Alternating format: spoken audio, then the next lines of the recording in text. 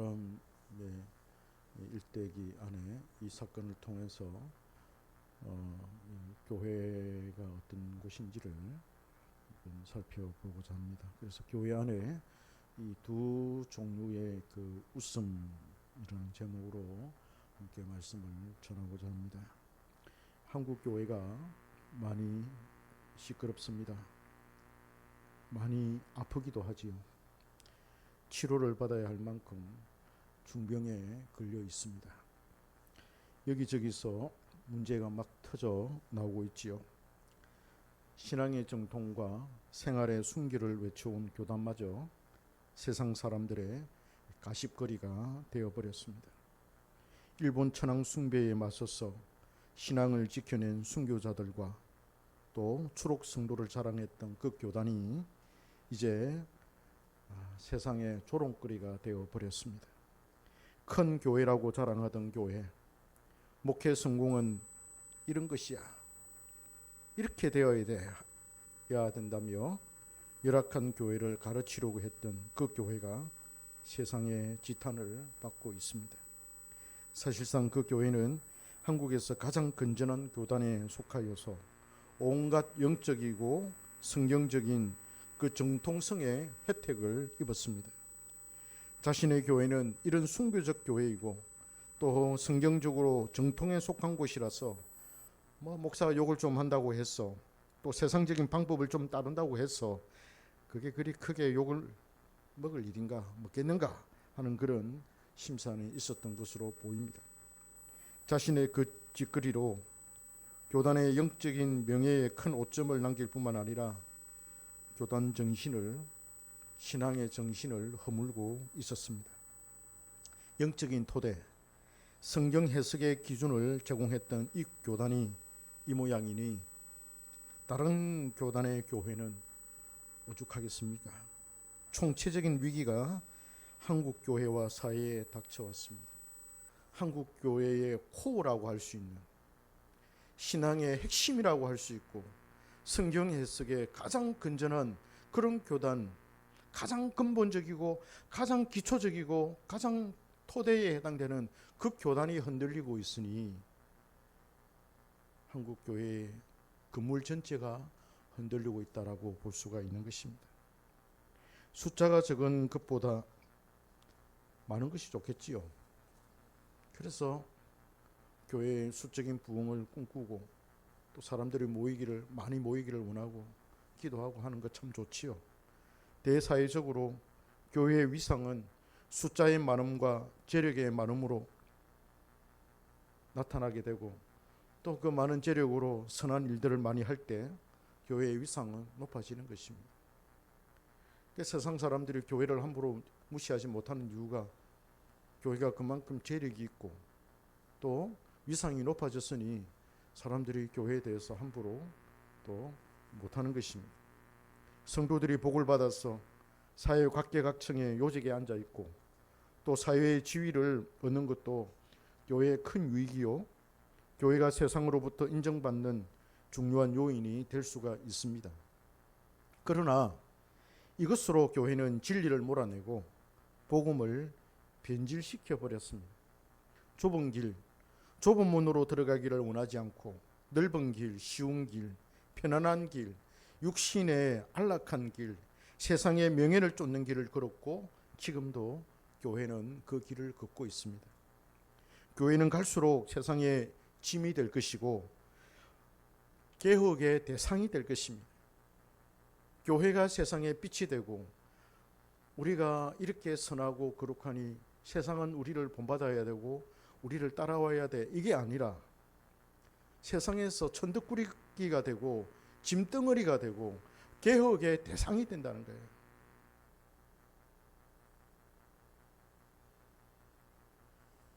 어느 정부가 들어서든 이제는 권력자들이 교회를 손보려고 할 겁니다. 계속 그럴 겁니다. 정부를 향한 교회의 투쟁은 종교 탄압을 빙자한 자신들의 이 기득권을 지키는 꼴이 될 것입니다. 갈수록 교회는 축소될 것이고 몸집이 작아지며 더욱 교회는 단단해질 것입니다. 어떻게 보면 그 집 교회와 참 교회가 이로 인해서 또 구분이 되는 그런 시기가 오지 않겠나 그렇게 짐작을 해봅니다. 자, 그러면 이러한 교회의 모습을 바라보면서 우리는 우리의 이 교회를 어떻게 이해를 해야 될까요? 자칫 잘못하면 교회에 실망해서 신앙을 버리는 자들이 속출할 것입니다. 안 그래도 요즘에 청년들이 교회를 떠난다고 하지 않습니까?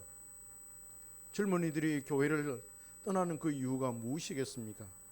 교회의 이런 복음에 대한 변질, 세상적인 어떤 그런 탐욕을 대한 그 추구하는 것에 대한 실정이라든지 거기에 대한 비판 의식을 가지고 교회를 떠나는 것 아니겠습니까?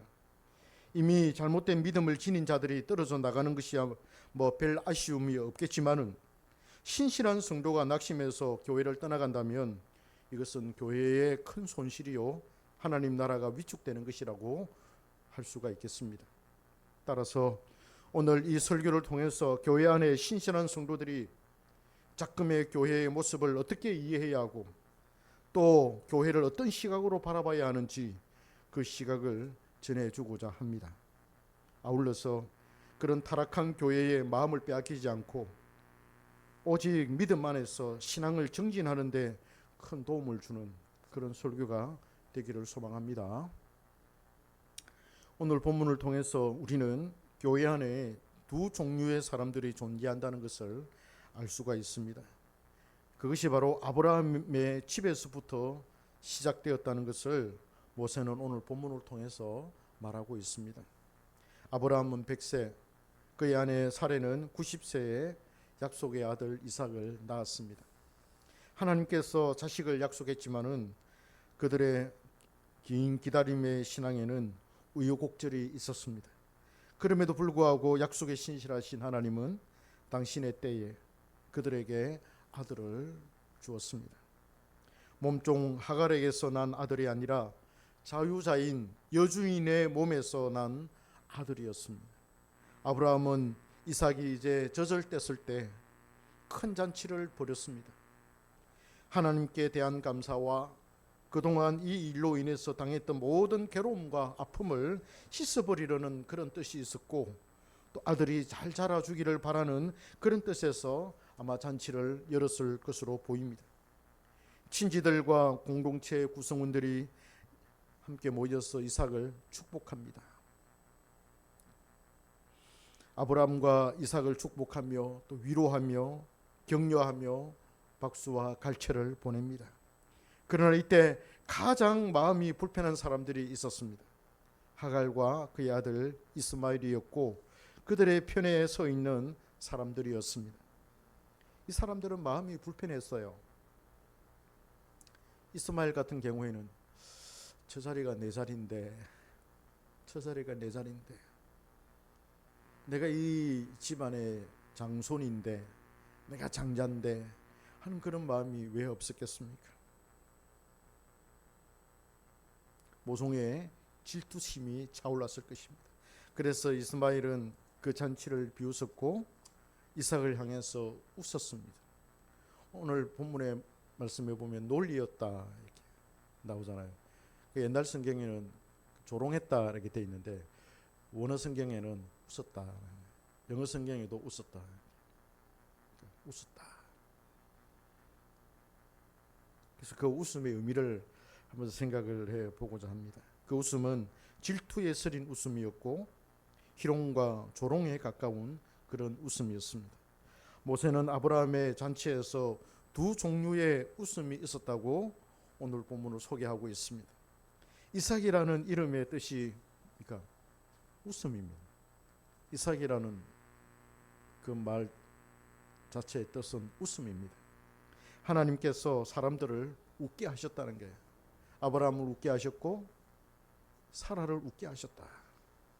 모세는 웃음이라는 이 히브리어 단어를 선택할 때 차하크 또는 차카크라는 말을 사용을 합니다.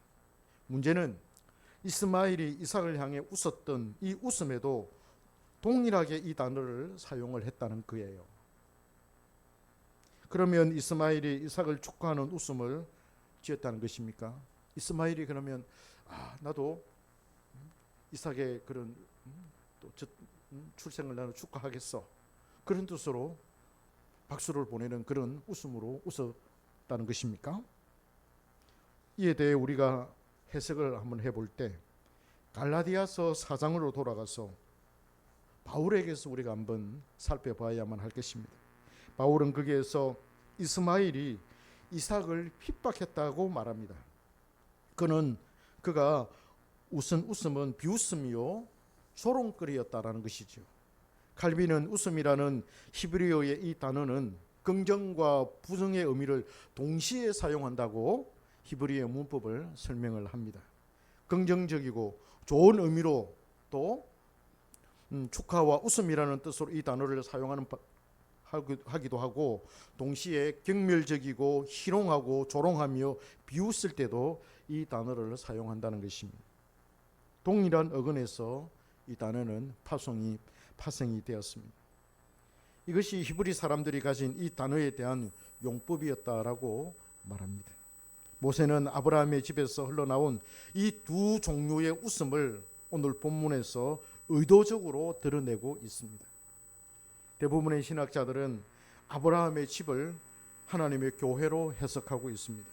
노아의 집안도 하나의 교회요, 이스라엘이 광야 생활을 할 때도 이스라엘 공동체 그 자체가 교회였다는 것이지요. 그래서 광야 교회라고 말하지 않습니까? 칼빈은 이 본문에 대한 바울의 해석을 깊이 파악을 합니다. 바울이 여기서 뭘 찾아내느냐 하면은, 지금 이 아브라함의 이 집, 아브라함의 이 교회라고 하는, 집안의 이 교회라고 하는 그걸 통해서 바울은 하나님의 영원한 교회, 영구적인 그런 교회를 생각해냈다는 것입니다. 그게 칼빈이 바울을 통해서 다 캐치해 놓은 그런 내용이었습니다. 이 교회의 상태가 어떤 상태냐? 이 아브라함의 집안에서 표현되어지는 이 교회의 이 상태야말로 영구적인 상태다. 이 아브라함의 집에서부터 이 교회의 상태가 바로 시작이 되었다라는 것을 바울이 캐치를 했다는 거예요. 이걸 칼빈이 들고 나오고 있습니다. 하나의 장엄한 신비가 아브라함의 집안에서부터, 그 교회에서부터 시작이 되었다는 것이죠. 교회가 둘로 나누어졌다는 것은 상징적으로 나타내고 있습니다. 그 교회 안에 두 종류의 웃음이 있었고, 그 교회 안에 두 종류의 사람들이 있었다라는 것을 바울이 그걸 캐치해냈다는 것입니다. 이삭은 다른 사람들에게 참되고 정당하고 신령하고 진정한 웃음을 주었습니다. 이게 이삭이라고 하는 그 웃음의 진정한 의미입니다. 이삭은 자기 어머니의 모태로부터 웃음을 가지고 나왔습니다. 은혜에 대한 확실한 표를 지니고 있었기 때문에 그의 아버지의 집을 기쁨으로 충만하게 하며 그 기쁨이 감사로 넘쳐나게 하였습니다. 그의 웃음은 경건한 자의 표상이요, 하나님을 사랑하고 하나님의 말씀을 사랑하는 사람의 표본이었습니다. 이게 이삭의 웃음의 진정한 의미입니다. 그러나 이스마엘의 웃음은 경멸적인 것이었고, 약속의 자녀인 경건한 자를 비웃고 조롱하고 박해하는 그런 것이었습니다. 갈라디아서 4장에서 바울은 이렇게 이것을 해석합니다. 그의 웃음은 다른 사람에게 상처를 입히며 모독적인 웃음으로 믿음에 속한 거룩한 기쁨을 파괴하는 웃음이었다, 이렇게 말합니다. 안 그렇겠습니까? 한쪽에서는 하나님이 주신 그 웃음으로 깔깔거리면서 축하하고 격려하고 축복하고 하는데, 한쪽에서는 딱 보면서 시기와 질투로 가득 찬 경멸적인 웃음, 조롱과 희롱과 멸시의 그런 웃음을 딱 짓고 있습니다.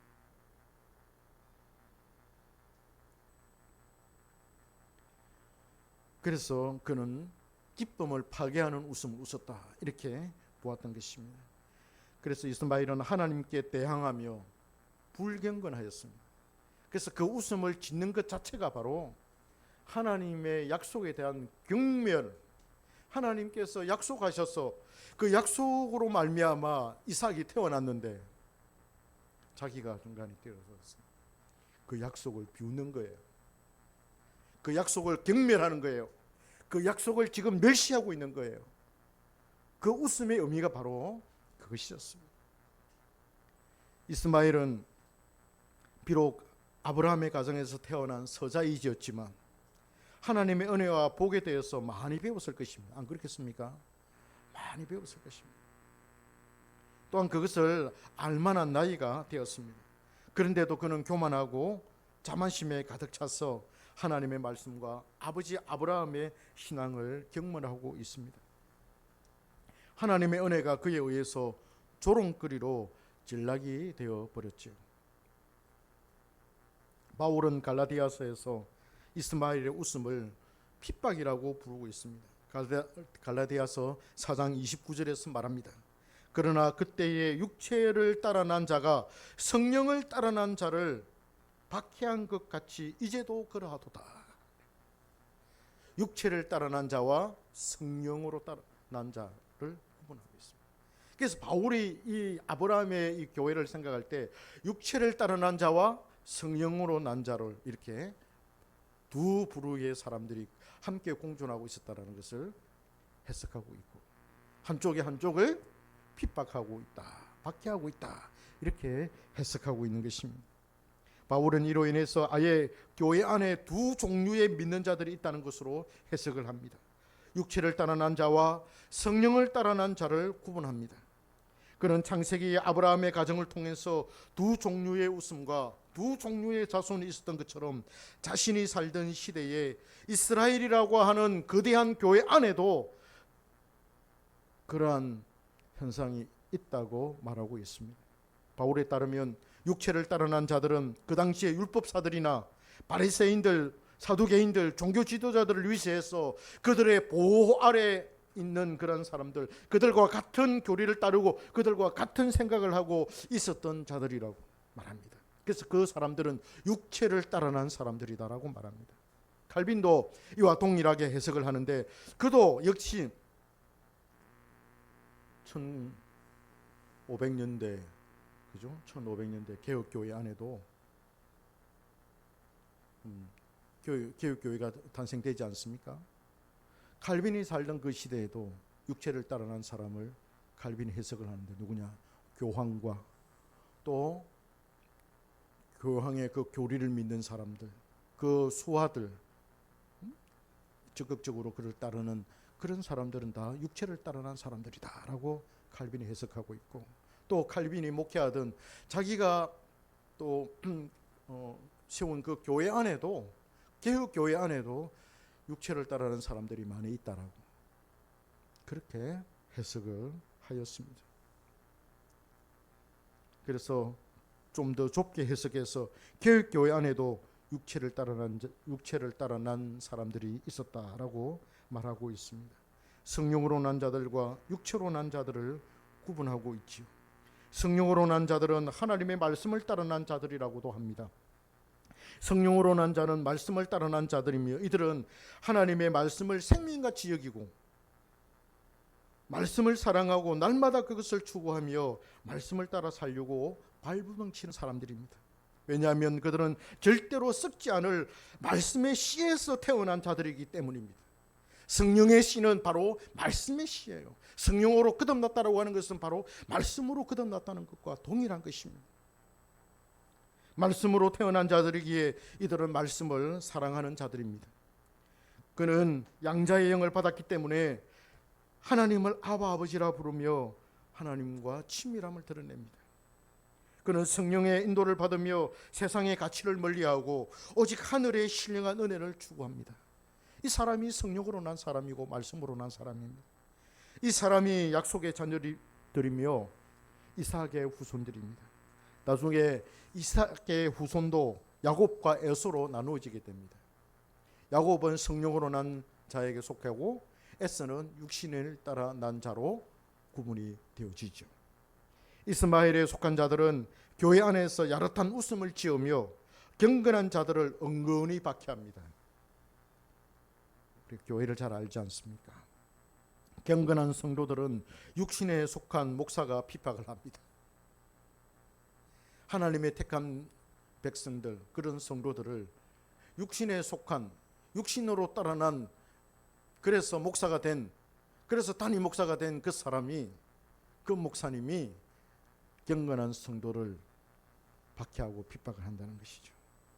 육신에 속한 교인들은 경건한 하나님의 종, 경건한 하나님의 이 목사를 또 핍박하고 박해를 합니다. 서로 박해를 합니다. 서로 신앙의 질이 다르고 추구하는 영적인 목적이 다릅니다. 그래서 그들은 위선자들입니다. 교권을 손에 쥐려고 온갖 힘을 다 사용하지요. 그들은 참된 상속자가 아니기 때문에 미래에 대한 소망이 그렇게 강하지 않습니다. 천국 가는지 안 갈지 별 관심이 없어요. 관심이 없어요. 그냥 보험 하나 들어놨다, 내가 죽으면 천국 가겠지 하는 그 정도지, 내가 천국 갈지 안 갈지도 만약에 못 간다 그러면 괴롭고 그렇지 않아요. 그런갑다 하고 그냥 넘어가는 거지. 왜냐하면 이 세상의 현실의 삶이 중요하기 때문입니다. 이 세상에서 현실에서 내가 누리는 것, 내가 가지고 있는 그 기득권, 이게 중요한 거예요. 천국에 들어가 영원히 사는 것에 대해서는 별 관심이 없고, 이 세상에서 그냥 편안하게 살고 안식과 안락을 누리며 권세를 누리기를 바라고 소망합니다. 그래서 영원한 미래에 대한 그 소망이 현실에서 어떻게 잘 되는 그런 소망으로 대체되는 거예요. 여러분, 우리가 소망한다라고 했을 때 무엇을 소망합니까? 교회가 잘 된다고, 잘 되기를 소망하고 부흥하기를 우리가 소망하지 않습니까? 그 소망과 영원한 하나님 나라에 대한 그 소망이 충돌을 일으킬 때 어떻게 해야 되겠습니까? 당장 우리가 10년 안에, 7년 안에 교회가 부흥하고 성장하고 잘 되고 힘이 있고 힘이 나고 말이죠.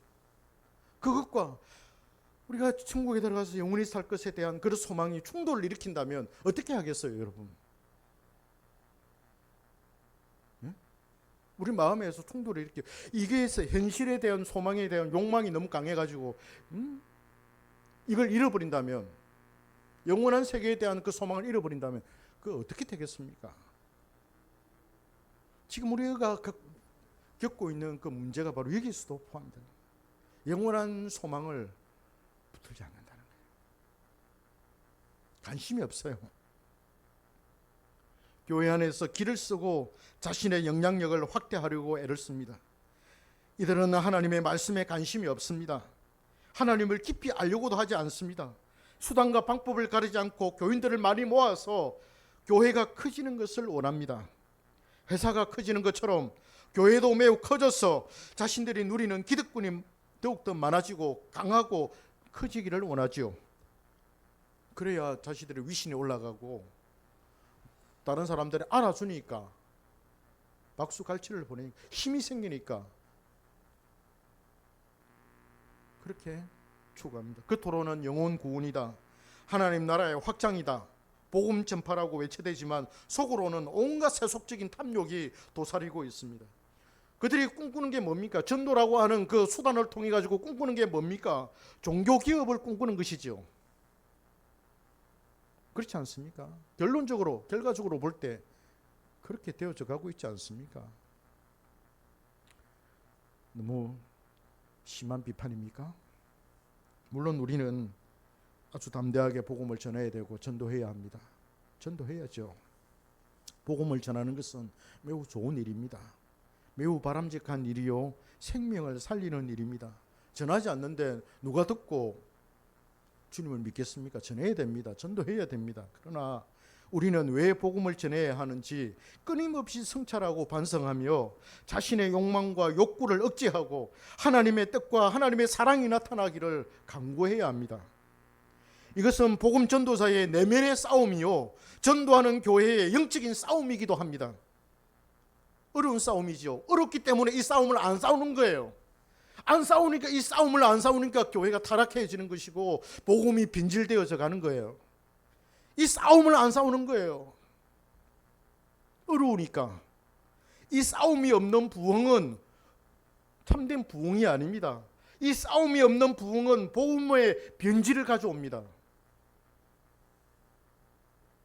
이스마엘이 조롱으로 그의 동생 이삭을 괴롭혔던 것 같이 이 사람들도 자기들의 탁월함을 의지해서 순수한 참믿음을 공격하고 책망하고 조롱합니다.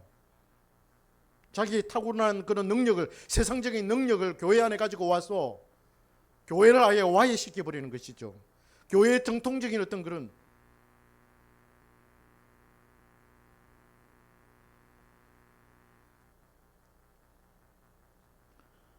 조롱합니다. 예수님은 이들을 그래서 위선자라고 부릅니다. 이들은 교회에서 하나님의 아들들과 함께 뒤섞여 있을 뿐만 아니라 하나님의 아들들을 멸시하고 자기 자신들에게 교회의 모든 권리와 명예를 주려고 합니다. 교회에서 있는 모든 명예와 권세들을 다 자기들이 가지려고 하고 자기들이 차지하려고 하죠.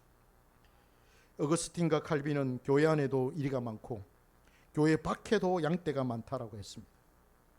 교회 안에 이리가 많고 늑대가 많고 교회 안에 양이 많은 것 같은데 이리가 많고 교회 밖에는 이리가 많은 것 같은데 교회 밖에도 양떼가 많다는 거예요.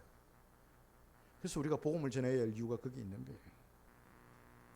교회 안에 염소와 양이 섞여 있고 알곡과 가라지가 섞여 있습니다. 목사는 하나님의 종입니다. 목사는 말씀의 종입니다. 성도들의 눈치를 볼 것이 아니라 하나님의 눈치를 봐야지요.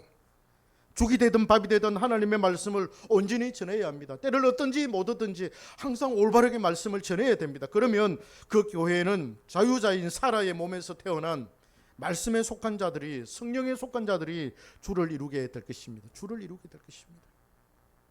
이것은 우리 한경교회가 추구하는 이상이기도 합니다. 교회 안에 가라지가 없을 수는 없습니다. 있습니다. 아무리 열심히 씨앗을 뿌리고 해도 사탄이 와서 가라지를 뿌리기 때문에 어쩔 수 없어요. 있을 수밖에 없어요. 함께 가야 됩니다. 가라지도 있고 알곡도 있습니다. 염소도 있고 양도 있습니다. 함께 가야 합니다. 섞여 있습니다. 그런데 누가 교회의 이 주도권을 가져야 되겠느냐라는 것입니다. 대한민국의 주도권을 누가 가지려고 하고 있습니까? 주도권 싸움이지 않습니까? 다 대한민국이 지금 이 정치적인 싸움은 주도권 싸움이에요. 누가 주도권을 갖고 한국을 이끌어가겠다 이거 아니에요. 교회 안에도 마찬가지예요. 누가 영적인 이 주도권을 갖느냐는 거예요. 가라지가 가지면 되겠습니까? 염소가 가지면 되겠습니까? 쭉정이가 가지면 되겠습니까? 아니지 않습니까? 그래서 목사를 교회는 바로 세워야 되고 진리의 그 말씀이 온전하게 선포되어지도록. 그래서 이 첫 단추가 굉장히 중요해요. 우리 한경교회도 이 지금 첫 단추를 지금 잘 깨기 위해서 지금 피나는 지금 훈련을 받고 있는 것 아니겠습니까? 그렇잖아요. 교회가 성장하고 붕대기 인간적으로 붕하기 위해서 막 전도의 어떤 그런 영적인 싸움도 없이 그냥 막 온갖 사람들 딱 끌어모아 가지고 물론 그 사람들 변화시키면 되겠죠. 그러나 지금 주춧돌을 하나씩 놓는 데 있어서 어려움이 있고 괴로움이 있고 그래도 그렇게 가야 나중에 교회가 안정적으로 하나님의 말씀 안에서 올바르게 건전하게 성장할 수 있다는 그걸 생각하는 거예요. 할렐루야.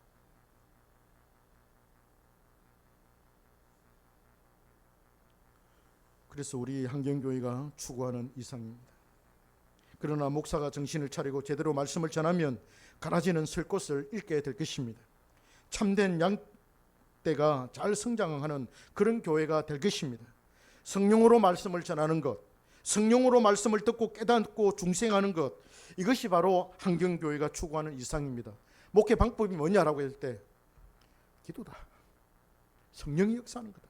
성령께서 주시는 그런 전략, 성령께서 주시는 그런 어떤 메시지, 그런 방법, 그걸 우리가 추구한다. 기도하는 가운데 이게 우리 한경교회가 추구하는 이상입니다. 한국교회가 하수상합니다. 교회의 문제로 혼란스러워하는 이들이 많습니다. 그러나 염려하지 마십시오. 하나님은 참된 성도를 보호하시고 지키고 계십니다. 교회도 그렇게 개혁될 것입니다. 하나님께서 예배하시고 훈련시킨 종들에 의해서 교회는 계속해서 개혁되어져 갈 것입니다. 참된 교회가 한국 교회 안에 이곳저곳에서 세워나고 우뚝 세워질 것입니다. 우리 한경교회도 그 중에 하나가 될 것입니다. 우리가 그 일을 지금 하고 있는 것입니다.